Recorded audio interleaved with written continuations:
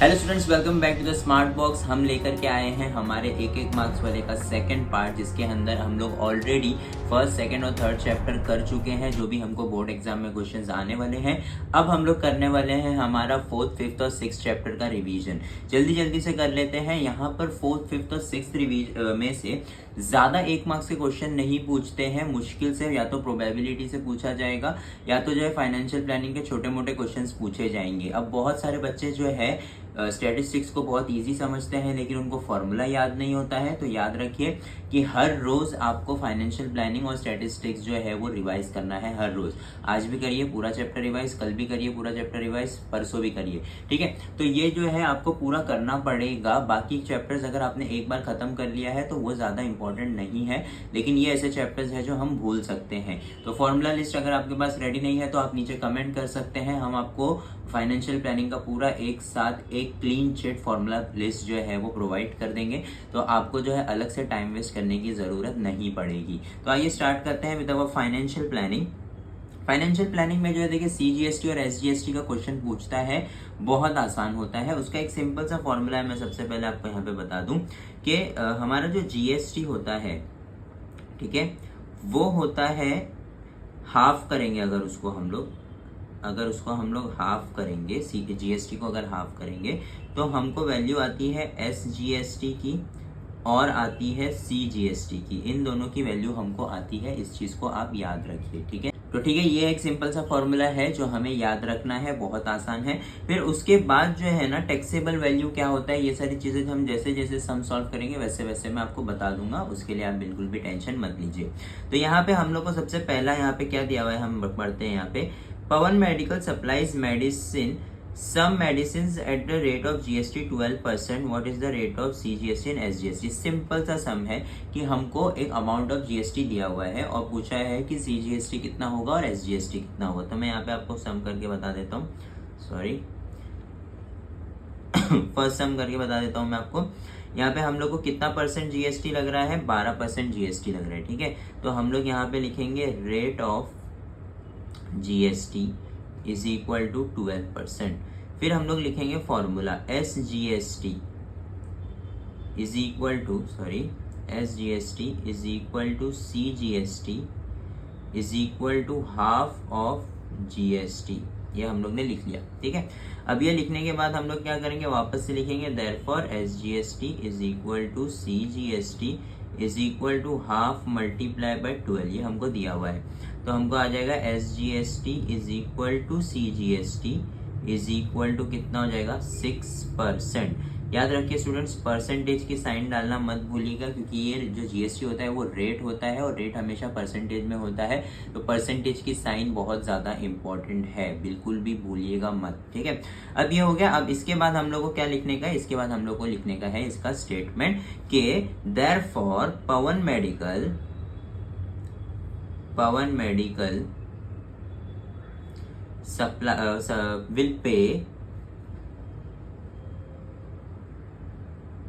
will pay SGST and CGST 6%।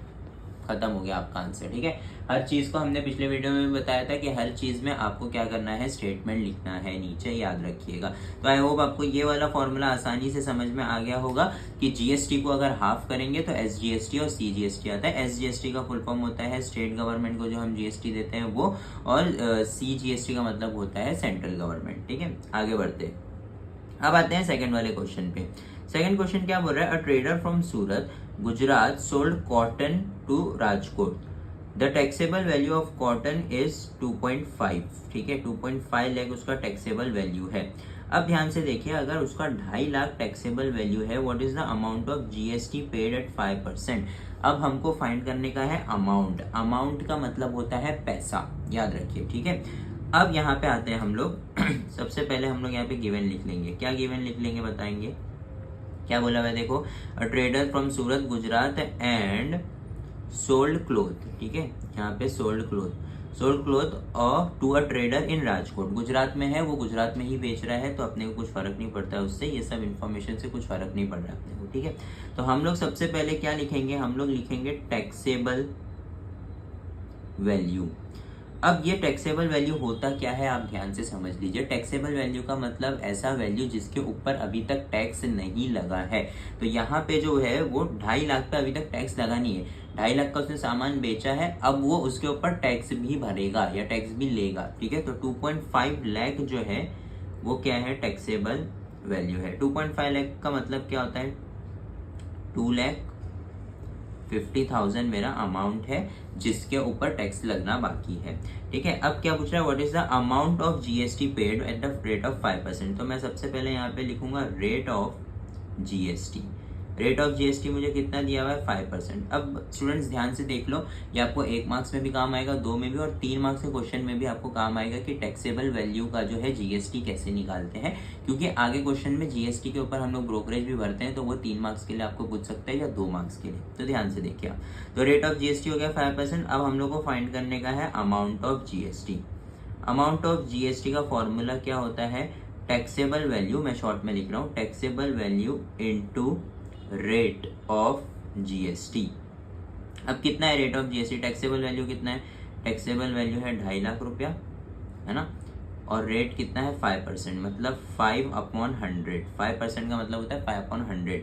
दोनों 0 0 को हम लोग ने कट कर दिए, तो 5 0 का कितना होगा 0, 5 0 0, 5 5 25, 2 कैरी, 5 2 10, प्लस 2 तो भूल गए अपने, ठीक है, +2, ठीक है। तो यहाँ पे ये हो गया हम लोग का कितना हो गया, ये 12,500 रुपया। तो 12,500 रुपया हम लोग क्या भर रहे हैं, टैक्स भर रहे हैं, अमाउंट ऑफ जीएसटी। तो हम लोग यहाँ पे लिखेंगे देयरफॉर, स्टेटमेंट लिखेंगे, the amount of GST is paid by, क्या नाम है उसका, नाम है उसका trader from Surat. Amount of GST paid by trader is 12,500 only. यहाँ पे रुपीस की साइन डाल देने का, ₹12,500, यहाँ पे अच्छे से कॉमा, वरना वो अगर डॉट समझ में आएगा तो ऐसा लगेगा 12.5 रुपया भर रहा है, ठीक है। तो ये हम लोग का हो गया, ठीक है। ये रुपीस की साइन जो है ना इंपॉर्टेंट है स्टूडेंट, इसको याद रखिए आप, ऐसा र बनाने का और ऐसा डाल देने का, इसको रुपीस की साइन बोलते हैं। कहीं पे भी आपको रुपीस लिखना है आपको ऐसे ही लिखना है, और रुपीस की साइन पहले होती है बाद में नहीं होती है, ये चीज़ आप याद रखिए, ठीक है। आते हैं हम हमारे थर्ड सम पे। अभी आता है फेस वैल्यू और मार्केट वैल्यू। अब ये आगे वाली एक्सरसाइज के सम्स हैं, मैं आपको यहाँ पे छोटा सा करके बता देता हूँ। सिंपल सा सम है कि फेस वैल्यू अगर मुझे जो है 100 रुपये दिया हुआ है और प्रीमियम का दिया हुआ है 65, तो मार्केट वैल्यू कितना होगा। अब प्रीमियम और डिस्काउंट ये दो चीज होती है। प्रीमियम का मतलब होता है जो भी चीज आपने खरीदा है उसका भाव बढ़ गया है। प्रीमियम ऑफ रुपीज कितना बोला है 65, मतलब उसका भाव 65 रुपीज क्या हो गया है, बढ़ गया है, ठीक है। डिस्काउंट अगर मुझे बोलता तो डिस्काउंट मतलब उसका भाव उतना क्या हो गया है, कम हो गया है, ठीक है। और अगर पार बोलता, PAR पार, ठीक है, PAR अगर पार बोलता तो हमको ये समझना है कि वो जितना उसका वैल्यू था अभी भी उतना ही उसका वैल्यू है, कुछ भी उसमें चेंजेस नहीं हुए हैं, ठीक है। तो मैं देखता हूँ यहाँ पे कर देता हूँ। क्वेश्चन नंबर 3 क्या बोला है, फेस वैल्यू 100 है और प्रीमियम 65 है, ठीक है। तो फेस वैल्यू 100 है और प्रीमियम 65 है। हमको क्या फाइंड करने बोला है, मार्केट वैल्यू फाइंड करने बोला है। तो इसका जो है ना फॉर्मूला है, market value is equal to face value plus premium. ये हम लोग का क्या है, फॉर्मूला है। और अगर यही अगर मुझे डिस्काउंट दिया होता तो मैं यहाँ पे market value is equal to face value minus discount करता, ठीक है। इस चीज को याद रखिए, ठीक है। अब यहाँ पे हम लोग को फेस वैल्यू है 100 और प्रीमियम है 65, तो market value is equal to 100 plus 65 is equal to 165, ठीक है। तो मार्केट वैल्यू हमको कितना आ गया, 165 आ गया। तो अब आपको ये चीज को स्टेटमेंट में लिखना है, द मार्केट वैल्यू ऑफ जो भी चीज हम बेच रहे हैं, the market value is 165 rupees. क्योंकि यहाँ पे कोई स्टेटमेंट नहीं दिया कि हमने क्या खरीदा था और उसका भाव कैसे बढ़ा, तो उसे कुछ भी लिखने की जरूरत नहीं है। सिर्फ आप एक स्टेटमेंट लिख देंगे, the market value is 165 rupees या रुपीज 165, ठीक है। समझ में आ रहा है आपको। आगे बढ़ते हैं क्वेश्चन नंबर 4 की तरफ। क्वेश्चन नंबर 4 क्या है, the market price of the share is ₹200 the rate of brokerage is 0.3, find the cost of such share. मतलब आपने एक शेयर खरीदा है जो 200 रुपए का है। अब हमने अगर टेक्स्ट बुक पढ़ा है तो हमको पता है कि कोई भी शेयर हम शेयर एक्सचेंज से जब खरीदते हैं तो हमको उसके बदले क्या भरना पड़ता है, ब्रोकरेज भरना पड़ता है। यहाँ पे ब्रोकरेज हमको कितना दिया हुआ है, 0.3% दिया हुआ है। ठीक है, तो अब यहाँ पे हमारा शेयर कितने का है, 200 रुपए का है। तो हम यहाँ पे लिख लेते हैं क्वेश्चन नंबर 4, क्या लिखा हुआ है, प्राइस या फिर market value of share. Market value of share कितना दिया हुआ है हम लोग को, यहाँ पे दिया होगा 200 रुपीज दिया है। ठीक है, 200। फिर rate of brokerage, rate of brokerage कितना दिया हुआ है हम लोग को, 0.3%। तो हम लोग को क्या करने का है पता है, हम लोग को फाइंड करने का है amount of brokerage. Amount of brokerage हम लोग ऊपर भी फाइंड कर चुके हैं, सेम ही होता है जैसे अमाउंट ऑफ जीएसटी फाइंड किया था वैसे ही होता है। क्या होता है इसका formula, MV of share, MV of share multiply by rate of brokerage, ये हम लोग का फॉर्मूला होता है। ठीक है, तो अब इसके अंदर मैं वैल्यू डालूंगा 200 मल्टीप्लाई बाय 0.3 अपॉन 100। 0 क्या हो जाएगा, कट हो जाएगा। 2 रुपीज का मैं 0.3 फाइंड करूंगा, मुझे आंसर आएगा 0.6। तो रुपीज 0.6 मेरा क्या है, अमाउंट ऑफ ब्रोकरेज है। अब मैं शेयर खरीद रहा हूं तो अब मेरा क्या है, टोटल अमाउंट ऑफ शेयर।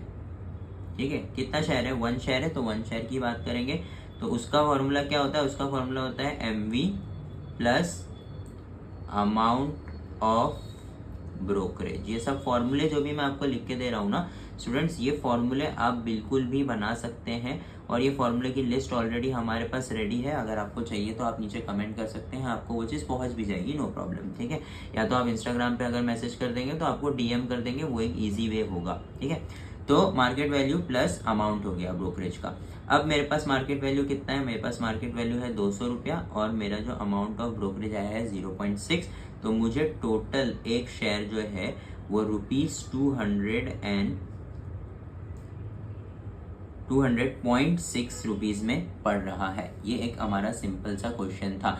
बहुत सारे स्टूडेंट्स को ना पता नहीं होता कि क्या करना होता है, इस वजह से वो जो है फाइनेंशियल प्लानिंग चैप्टर छोड़ देते हैं। बहुत आसान चैप्टर है, आपको कुछ भी यहाँ पे मुश्किल नहीं लग रहा होगा, बस आपको समझना है छोटी बड़ी चीजें। ठीक है, आगे बढ़ते हैं। हमारा एक लास्ट क्वेश्चन बच गया है इसमें, एनएवी का। अब एनएवी का हमारा क्वेश्चन है ना बहुत आसान होता है। ठीक है, एनएवी में हमको क्या बोला हुआ है कि एक यूनिट जो है वो 200 रुपए का है, then how many units will be allotted for the investment of rupees 20,000।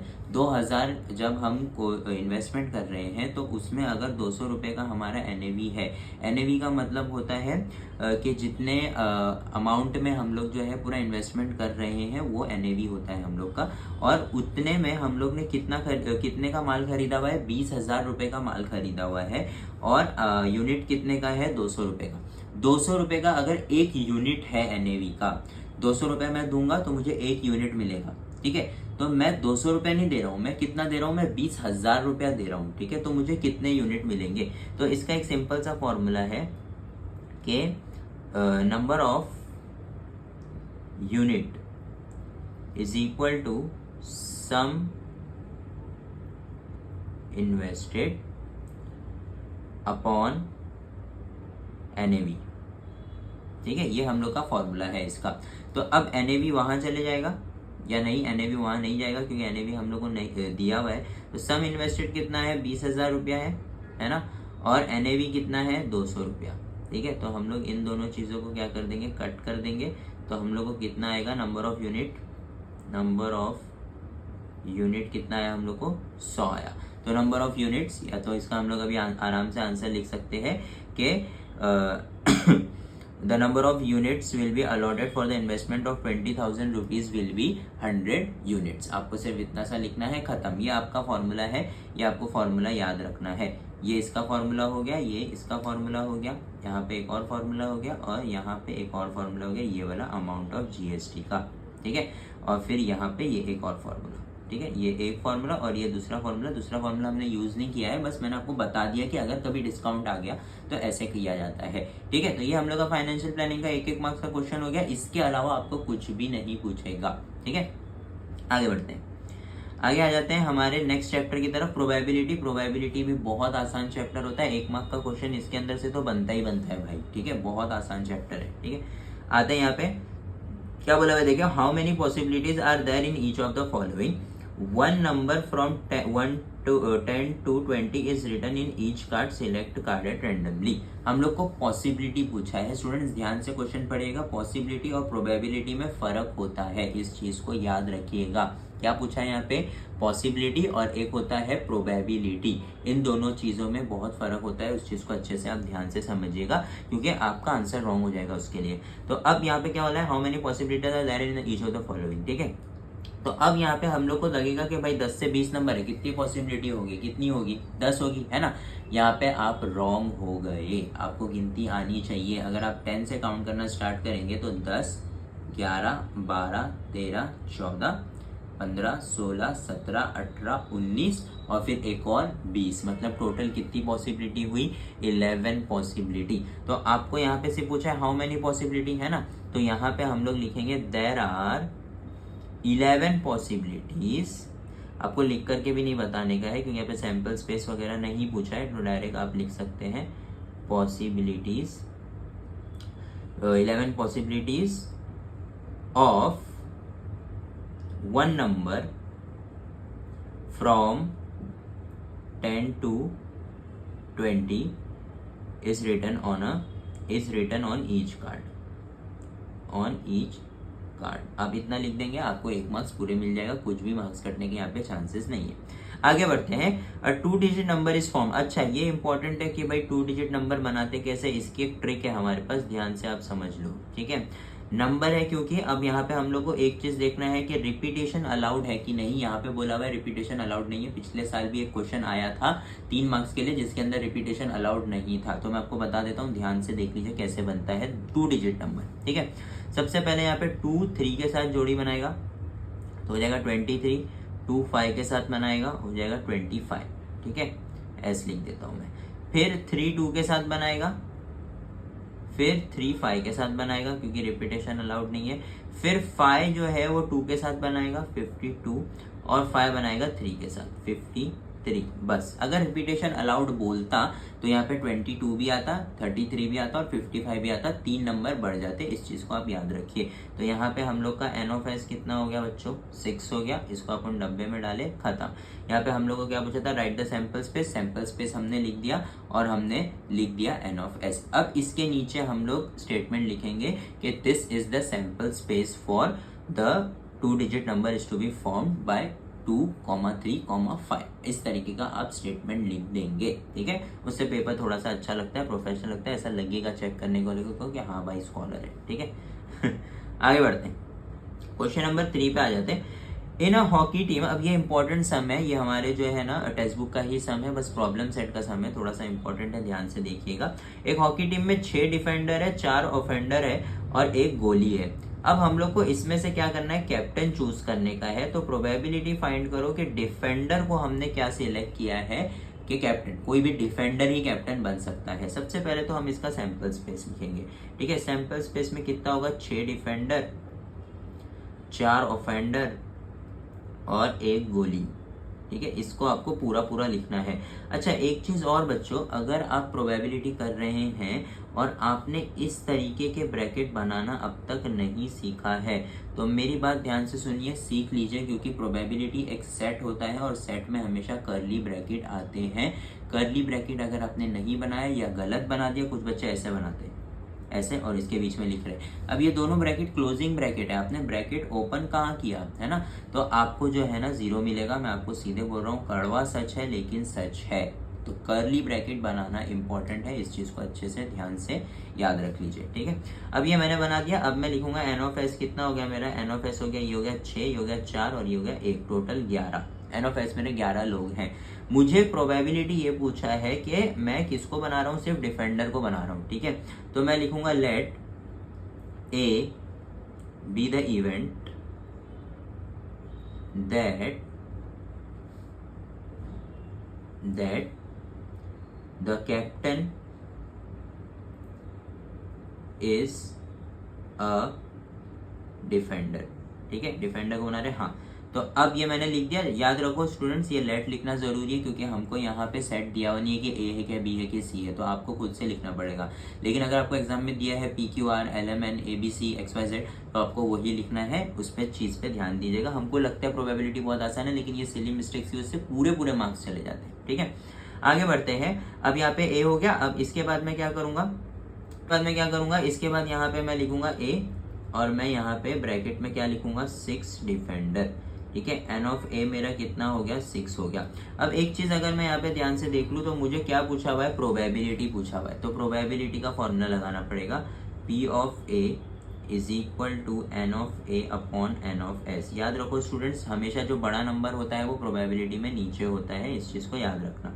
फिर उसके बाद क्या आ जाएगा, 6 अपॉन 11 आ जाएगा। अब ये चीज कटती है, नहीं कटती है तो हम यही लिखेंगे। फिर अब यहाँ पे एक स्टेटमेंट आएगा, the probability of making a defender as a captain will be 6 upon 11। ये हम लोग का टोटल कंप्लीट आंसर हो जाएगा। ठीक है, आई होप आपको ये समझ में आ गया होगा। आगे बढ़ते हैं क्वेश्चन नंबर 4 की तरफ। If 2 coins are tossed, find the probability of the following events getting at least 1 head. अब यहाँ पे हम लोग को इतना बड़ा सवाल तो नहीं पूछता है, लेकिन हमको सिर्फ इतना भी पूछ सकता है कि 2 कॉइन्स आर टॉस, तो उसका आप क्या लिखो, सैंपल स्पेस लिखो। तो लिखेंगे let the random experiment be tossing 2 coins. S is equal to क्या क्या होगा, HH होगा, HT होगा, TH होगा और TT होगा। हो गया, ये हम लोग का क्या है, ये हम लोग का सैंपल स्पेस हो गया। ठीक है, अब उसके बाद हम लोग को क्या पूछा है, हम लोग को बोला है गेटिंग एटलीस्ट 1 हेड। अच्छा, एटलीस्ट और जो है एटमोस्ट वाला जो है हमने शॉर्ट्स डाला है कि एटलीस्ट और एटमोस्ट में क्या फर्क होता है, आपको शॉर्ट जरूर देख लीजिएगा, नहीं है तो मैं लिंक डिस्क्रिप्शन में डाल दूंगा। ठीक है, अब एटलीस्ट का मतलब होता है कम से कम। ठीक है, अब यहाँ पे मैं लिखूंगा, पहले पूरा लिख लेते हैं लेट वगैरह। ठीक है, let A be the event of getting at least 1 head। ठीक है, ये क्वेश्चन है ना हम लोग का, 1 हेड बोला हुआ है। ठीक है, हाँ 1 हेड बोला हुआ है तो 1 हेड ही लेंगे अपन। ठीक है, 1 हेड बोला हुआ है। अब यहाँ पे क्या करना है, ए इज इक्वल टू एटलीस्ट का मतलब होता है कम से कम 1 हेड।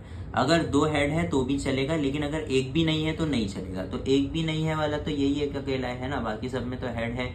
तो HH लिखेंगे, HT लिखेंगे और TH लिखेंगे। तो ये हो गया हम लोग का N of A is equal to 3। Probability find करने अगर बोला है तो प्रोबेबिलिटी का फॉर्मूला लगा देंगे, N of A upon N of S. कितना हो जाएगा हम लोग का, 3/4। 3/4 हम लोग की क्या है, प्रोबेबिलिटी है। हम यहाँ पे एक स्टेटमेंट अच्छे से लिख देंगे। ठीक है, अब आगे बढ़ते हैं। आगे ये वाला जो सम है ना, ये वाला हम लोग का टेक्स्ट बुक का सम है, बहुत इजी सम है, बहुत आसान सम है। क्या बोला हुआ है, लेकिन बच्चे इसमें भी मिस्टेक करते हैं, मैं आपको बता देता हूँ कि क्या है। यहाँ पे आपको बोला हुआ है, देखो कि in the month of March 2019 find the number of days बोला है। अब बच्चे क्या करते हैं पता है, डिविजिबल बाय मल्टीपल बाय 5 पूछा है। ये सारी चीजें हमको बहुत अच्छे से समझ में आ गई कि मल्टीपल ऑफ 5 करना है। तो मल्टीपल ऑफ 5 क्या क्या होता है भैया, 5 होता है, फिर क्या होता है 10 होता है, फिर उसके बाद क्या होता है 15 होता है, उसके बाद क्या होता है 20 होता है, उसके बाद क्या होता है 25 होता है और उसके बाद होता है 30। बच्चे 5, 10, 15, 20, 25, 30 लिख करके आ जाते हैं। लेकिन हमको पूछा क्या है पता है, डेज पूछा है। तो हम लोग डेज लिखेंगे। 5 तारीख को क्या डे है, ट्यूसडे। तो यहाँ पे हम लोग एस लिखेंगे, और या फिर पॉसिबिलिटीज पूछा है ना, तो पॉसिबिलिटीज में हम लोग सबसे पहले लिखेंगे ट्यूसडे। फिर उसके बाद क्या लिखेंगे, उसके बाद लिखेंगे फ्राइडे, उसके बाद क्या लिखेंगे संडे, उसके बाद क्या लिखेंगे वेडनेसडे, उसके बाद क्या लिखेंगे मंडे और उसके बाद लिखेंगे सैटरडे। इस तरीके से आप डेज लिखोगे, ना कि डेट लिखोगे। इस चीज को ध्यान से समझ लेना। अगर आपने नंबर्स लिख करके आए, आपको मार्क्स नहीं मिलने वाले हैं। तो ये थोड़े से कुछ टेढ़े मेढ़े सम्स थे जिसके अंदर मार्क्स कट सकते थे प्रोबेबिलिटी के। आगे बढ़ते हैं, फटाफट खत्म करते हैं ये वीडियो। स्टैटिस्टिक्स में से जो है ना ज्यादा चीजें नहीं पूछती 1 मार्क्स के लिए, बहुत कम, बहुत रेयर चांसेस है। फिर भी हमने 4 क्वेश्चन निकाल के रखे हैं। सबसे पहले जो है ना हम लोग ये वाला क्वेश्चन करते हैं। ये वाला हम लोग को मालूम है, ये तो मीन अपना मीन फाइंड करने का है। फर्स्ट एक्सरसाइज, सेकंड एक्सरसाइज जो है पूरा मीन फाइंड करने का, उसके अंदर का ये हम लोग का अज्यूम मीन मेथड है। ठीक है, अज्यूम मीन मेथड में ही डी बार आता है। अब ये हम लोग को सीधा सीधा बोल रहे हैं डी बार जो है फाइंड करो। डी बार का फॉर्मूला क्या होता है, क्वेश्चन नंबर 2 कर रहे हैं हम लोग। डी बार का फॉर्मूला होता है submission FI DI upon submission F I, ये हम लोग का फॉर्मूला है। किसका फॉर्मूला है ये हम लोग का डी बार का फॉर्मूला है। इसके अंदर हम लोग को सिर्फ वैल्यू पुट करने का, वैल्यू हम लोग को दी हुई है 108/100, 108 और 100 हम लोग को वैल्यू दी हुई है, जिसका आंसर मुझे आएगा 1.08। तो डी बार का वैल्यू कितना है 1.08, ये हम लोग स्टेटमेंट में लिख देंगे। ठीक है, अब आते हैं फर्स्ट सम पे। फर्स्ट सम देखो, for the frequency distribution of marks code A is equal to this much, f i is this much and f i d i is this much. मुझे अब क्या बोला है, मीन फाइंड करो। अब mean find करना जो है ना, इसके बाद सिर्फ एक स्टेप और है, तो ये स्टेप हम लोग को वापस करना पड़ेगा हमारे क्वेश्चन नंबर 1 में। क्वेश्चन नंबर 1 में डी का फॉर्मूला क्या है, submission F i d I upon submission F I. ठीक है, तो एफ आई डी आई हम लोग को क्या दिया हुआ था, हम लोग को 240 दिया हुआ है और 80 दिया हुआ है। ठीक है, 240/80 करेंगे, 0 हम लोग का कैंसिल हो जाएगा, 8 3 से कितना होता है 24। हम लोग को डी बार का वैल्यू आया 3। अब हम लोग को क्या फाइंड करने का है, हम लोग को ये फाइंड करने का है। हम लोग का एक्स बार का फॉर्मूला होता है ए प्लस डी बार। ए क्या है हम लोग का 57, डी बार हम लोग को क्या आया 3। हम लोग का आंसर कितना आएगा एक्स बार का, एक्स बार यानी मीन होता है। ठीक है, तो ये हम लोग को कितना आ गया 60, खत्म। The mean of the given question is how much 60। ये हम लोग को करना होता है, बहुत सिंपल होता है। ठीक है, उसके बाद आते हैं make the classes exclusive. Exclusive का मतलब होता है कंटिन्यूअस बनाना। कंटिन्यूअस कैसे बनाते हैं बच्चों, मैं दिखा देता हूँ आपको। हम लोग को क्या क्या दिया हुआ है मैं यहाँ पे लिख लेता हूँ, 11 से 20 और 21 से 30। ये अगर आप क्लास देखोगे तो ये जो क्लासेस है ना, ये क्या है, ये है डिसकंटिन्यूअस यानी अनकंटिन्यूअस है, 20 पे खत्म हो रहा है और फिर 21 से स्टार्ट हो रहा है। ठीक है, तो अब कंटिन्यूअस कैसे बनाया जाता है आप ध्यान से देख लो। ये जो फर्स्ट वाला नंबर होता है ना, इसके अंदर 0.5 जो है वो माइनस करने का, और इसके अंदर 0.5 क्या कर देने का, प्लस कर देने का। ठीक है, तो ये अगर 11 में से मैं 0.5 माइनस करूंगा तो मुझे आंसर क्या आएगा 10.5 आएगा। ठीक है, और अगर मैं 20 में 0.5 ऐड करूंगा तो मुझे आएगा 20.5। यही सेम प्रोसीजर हमको यहाँ पे भी फॉलो करना है। पहले नंबर में 0.5 माइनस करना है और दूसरे नंबर में 0.5 क्या करना है, प्लस करना है। तो यहाँ पे दूसरा नंबर जो दूसरा आ जाएगा वो हमारा क्या हो जाएगा, इसमें मैं माइनस करूंगा तो 20.5 हो जाएगा और इसमें मैं ऐड करूंगा तो हो जाएगा 30.5। तो ये हम लोग के जो है 2 रिक्वायर्ड क्लासेस हो जाएंगे जो क्या हो चुके हैं, कंटिन्यूअस हो चुके हैं, जिसको हम लोग के क्वेश्चन में क्या बोला हुआ है, एक्सक्लूसिव। तो हम लोग लिखेंगे the exclusive classes of 11, 20, 21, 30 are 10.5 to 20.5, 20.5 to 30.5। ये हम लोग का आराम से एक छोटा सा सम हो जाएगा 1 मार्क्स का। ठीक है, अब एक मेन सम की तरफ आते हैं। Prepare frequency table of the following distribution. मैं आपको यहीं पे ये चीज़ जो है ना करके बता देता हूँ। इसके लिए मुझे क्योंकि टेबल बनाना पड़ेगा, उसमें टाइम वेस्ट हो जाएगा। मैं आपको बता देता हूँ कि ये होगा क्या। फ्रीक्वेंसी डिस्ट्रीब्यूशन, ये हम लोग को क्या दिया हुआ है, क्यूमुलेटिव फ्रीक्वेंसी दिया हुआ है लेस देन टाइप। ये हम लोग लास्ट ईयर पढ़ चुके हैं, less than type more than type क्या होता है। इसका मुझे फ्रीक्वेंसी टेबल बनाना है। ये हम लोग मीडियन और मोड में दोनों में पढ़ रहे हैं, तो ये ध्यान से आप समझ लो कि इसमें क्या होता है ना, यहाँ पे जो फर्स्ट नंबर है ना, ये फर्स्ट नंबर हमारा एज इट इज होगा। लेस देन फ्रीक्वेंसी में हम पहली फ्रीक्वेंसी को दूसरी फ्रीक्वेंसी से ऐड करते हैं। तो यहाँ पे हमको फ्रीक्वेंसी दिया हुआ नहीं ना, डायरेक्ट CF दिया हुआ है, तो हम लोग दूसरी फ्रीक्वेंसी को पहली फ्रीक्वेंसी से माइनस करेंगे। तो हमको कितना आएगा आंसर, 7 आएगा। ठीक है, फिर उसके बाद इसको इससे माइनस करेंगे, कितना आएगा 10 आएगा। फिर इसको इससे माइनस करेंगे, कितना आएगा 8 आएगा। इसको रब कर देता हूं मैं। ठीक है, फिर उसके बाद इसको इससे 30 को किससे माइनस करेंगे, 28 से, कितना आएगा आंसर 2। अब आपको पता लगाने का है कि आपने जो भी किया है वो राइट है क्या रॉन्ग। तो क्या करने का पता है, सिंपली ये 3, ये 7, ये 10, ये 8 और ये 2, इन सबको क्या कर लो, ऐड कर लो। आपको आंसर क्या आना चाहिए, 30 आना चाहिए। अगर आंसर आपको 30 आ रहा है तो आपका आंसर सही है। अब ये लिखना कैसे है मैं आपको बता देता हूँ। ये जो आपको टेबल बना हुआ है हॉरिजॉन्टल, आपको इसको वर्टिकल बनाना है, जैसे हमारे क्वेश्चन में दिया रहता है, ऐसे हम लोग के क्वेश्चन में दिया रहता है। तो यहाँ पे क्लास हो गया, यहाँ पे हम लोग हो गया CF, और यहाँ पे हम लोग लिखेंगे फ्रीक्वेंसी, और ये सारे नंबर्स जो है आप यहाँ पे इस तरीके से लिख दोगे तो आपका फ्रीक्वेंसी टेबल बन जाएगा। तो यहाँ पे आई होप आपको ये सारी चीज़ें समझ में आ गई होगी। हमारे 1 मार्क्स के सारे क्वेश्चन खत्म हो गए स्टूडेंट्स, इसके अलावा आपको एग्जाम में कुछ भी नहीं पूछेगा। ये रिलेटेड क्वेश्चन पूछे जाएंगे, अगर नंबर चेंज हुए तो हो जाएंगे, लेकिन पूछे जाएंगे यही। तो आई होप आपको सारी चीज़ें समझ में आ गई होगी। नेक्स्ट वीडियो जो हम लोग का होगा वो होगा मिस मैच वीडियो, यानी एक ही वर्कशीट में हमने सारे चैप्टर्स को मिक्स करके डाला हुआ है, ताकि आपको जो है डायरेक्ट पेपर में कैसे सॉल्व करना है उसकी प्रैक्टिस अच्छे से हो जाए। हर एक चैप्टर में से इंपॉर्टेंट सम हमने उठा करके डाले हुए हैं। तो नेक्स्ट वीडियो ज़रूर देखिएगा एंड आई होप आपको ये वीडियोस जो इंपॉर्टेंट सम्स हमने इसके अंदर डाले हैं ये आपको अच्छे लगे होंगे और समझ में आए होंगे। अगर कुछ भी आपको डाउट है तो आप नीचे हमें कमेंट करके पूछ सकते हैं, हम जल्द से जल्द आपकी क्वेरी जो है हल करने की कोशिश करेंगे। Thank you so much.